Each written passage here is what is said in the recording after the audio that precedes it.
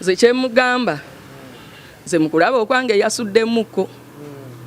kubanga bwaba yali akolagana n'abantu abantu be bamuwa amaanyi ago ffenna twavaayo nga tumukiriza maanyi yandibadde yeebuuzaako ku bantu bennyini abaali bamusekendinga nti munange genda kuba pulezidenti n'atuula nabo ne bannyonnyolwa okitegeera n'abannyonnyola kyekiriwo naye kati okubanga omusajja omulamba ng'eyali yeesimbyewo obwa pulezidenti nti Sindi n'akeera n'akuyita nti nkuwadde obwa vice naawe n'ogenda mwana awo step oba ogisudde abantu tolina kyobagamba kyensobola okugamba ndi bulungi gwe oli otya obulamu si bubi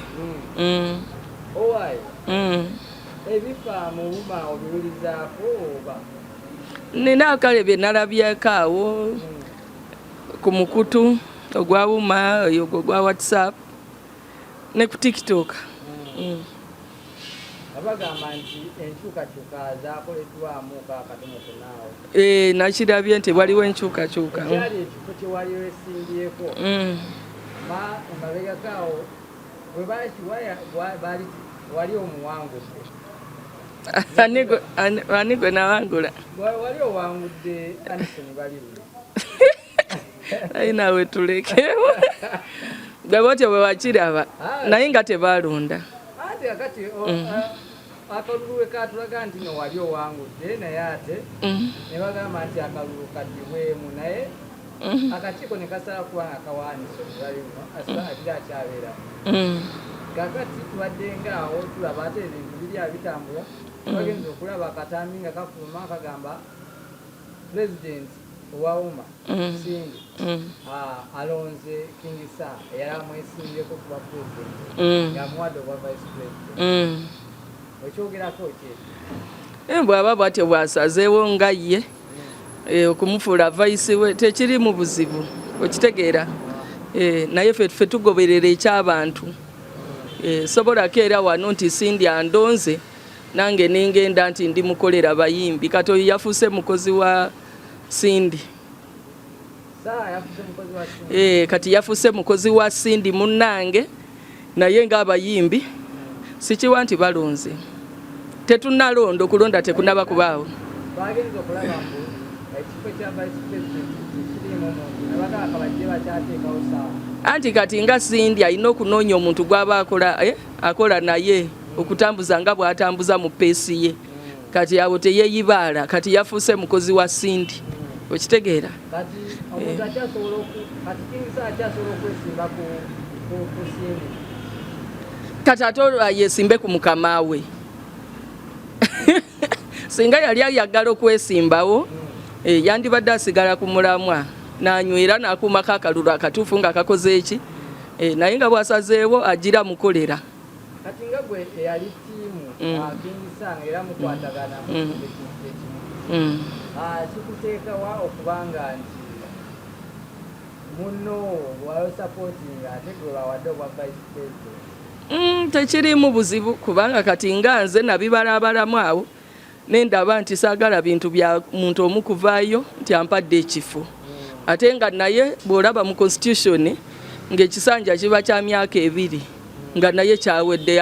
akuwangaani okitegeera tetulondanga nawe jagwayo dda kati ebifo biri awo just yeeyagalidde yazanyiramu yafuluma okitegeera naye abantu abatuufu nga bayimbi b'eggwanga nga bakulemberwa nga bali mu music industry tebalondanga kati okunenya okutukunenya ne gavumenti eruddewo okubanga eteekateeka okulonda oba abakulembeze abali mu kakiiko ekisookera ddala tunenya abantu abatalina mulamwa oba batalina ebigendererwa ebituufu mu music industry kubanga wange omuntu omanyi nti ekigendererwa kikyolina music industry tosobola keera omuntu nakubira esimu nti munange jangu nkuwadde obwa vice president okulira eki abayimbi ate nga constitution ekugamba aba members be balina okola ki okulonda naawe n'ogenda mu kakiiko akakiiko akatwala ne basaba okubanga batwala obalonda King Saha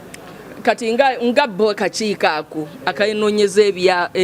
ebyabwe nga tebalina mulamwa gwe abayimbi bonna ebyo bye balina okukola. Kirazawa music industry. Anti kati nga bwe nkugambye walimu abayagayaga. Kati bw'otunulira abantu abamu bw'obanoonya music industry sometimes babanga kale baba bazikidde nga tebalabika.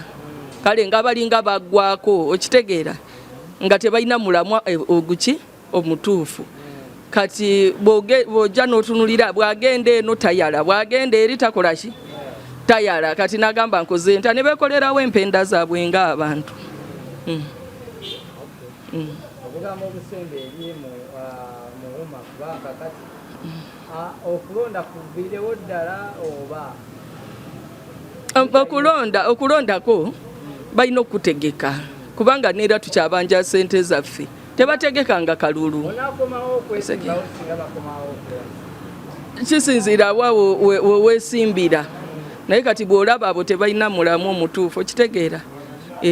Batiitiizi ekisookera ddala batiitiizi ekisookera ddala tebaagala abakola okitegeera ate n'ekirala tebaagala babwongo okitegeera oba abalina omutima gwaki gwa industry oba baagala bana abalina goolo y'emu nga bayisaawo nakyo kyebakola ki kyebaagala. Kati buli bw'oba otambula ku mulamwa gwabwe oba n'obanga oba tugambe ki bagamba oba bwe bakusika ensingo okyuka eri n'okola ki kyuka eno n'okyuka. Kati be baba talina miramwa okitegeera naye kati nga ffe abalina omutima gwa abayimbi abalina omutima gwa industry abalina vision eya copyright etutwala amaaso tosobola gigusa ng'oli ki ng'oli weka. Wetaaga bantu abalina knowledge oba abali knowledgeable oba abalina vision oba abali connected nti ne bw'osituka okwogera oyogera nga balaba kituufu. Abantu tulina obulumi bw'ennongo ate ne tulumirwako n'abalala kubanga bye tulaba binyiiza. Si buli omuntu afuna platform ey'okola ki ate tetugenda kuliira ku stage yokka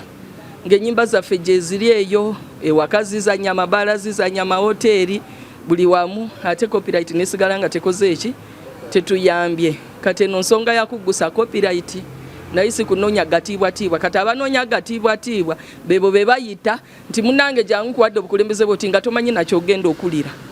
okitegeera. Kati awo n'odduka bwoti naye nze nsooka birowooza nindaba bino birimu omulamu oba tebirimu ki. Kati bw'oba tolina bantu nga toli ku mulamwa gw'abantu tolina ky'oŋŋamba. Ng'omaliriza King Saha bubaka ki bw'omuwa?